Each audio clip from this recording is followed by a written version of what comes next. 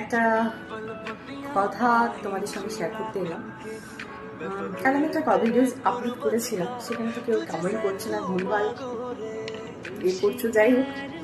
So আমি একটা কথা বলতে চাই। যখন ওই বললাম যে সিচুয়েশন যখন ক্রিয়েট হয়, তখন কোন একটা সিচুয়েশন যখন ক্রিয়েট হয় কোনো সম্পর্কে, তখন না তুমি পারছো সামনে এগোতে, না তুমি পারছো পেছনে যেতে, জাস্ট মাঝখানে ঝুলছো। জাস্ট ইগনোর করবে। হ্যাঁ, ফ্ল্যাট আমাদের জানি অবশ্যই। আরে আমি ভিডিও করছি,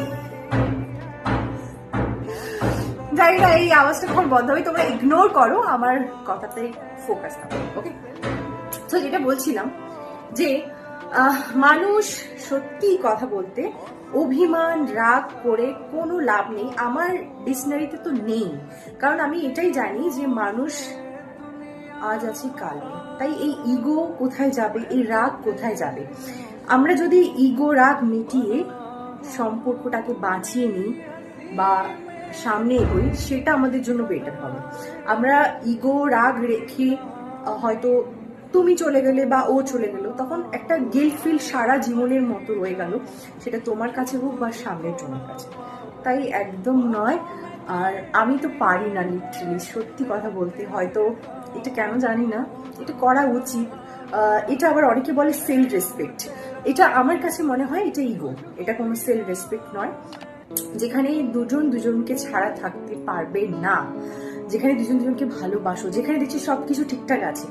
হ্যাঁ, এবার হয়তো কোনো মানুষের রাগটা একটু বেশি, কোনো মানুষের রাগটা একটু কম, তো সেই রাগের বসে হয়তো কোনো ভুল ডিসিশন নিয়েছে।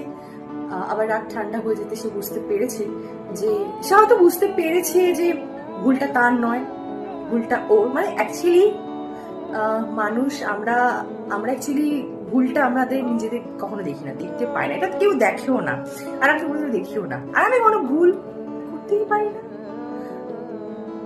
যে সামনে থেকে সেই জানে তুমি ভুল করতে পারো কি পারো না, বাট আমার চোখে আমি ভুল করতে পারি না।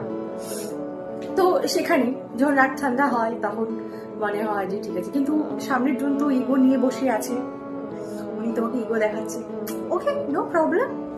সো আমি হচ্ছে নির্লজ্জ বলতে পারো আমাকে এক ধরনের। যাই হোক, নির্লজ্জ নয়, নির্লজ্জ কিছু বলছি, বাংলা উচ্চারণটা।